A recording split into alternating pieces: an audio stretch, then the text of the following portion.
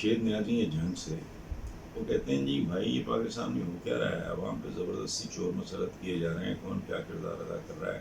عوام سب کچھ دیکھ رہی ہے، آج غیر آئینی بننے والے وزیر اعلیٰ کو کس کی سرپرستی حاصل ہے، عثمان بزدار اور حمزہ شہباز شریف دونوں کے مابین کیا مقابلہ ہے، ہمیں اپنی رائے سے آگاہ کریں جمشید صاحب۔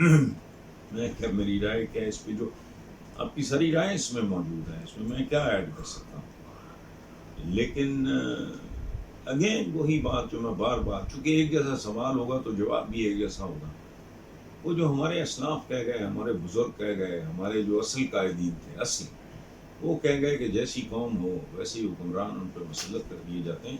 تو عثمان بزدار کے بعد حمزہ شہباز شریف کی آمد کوئی نرالی اور انوکھی بات نہیں ہے۔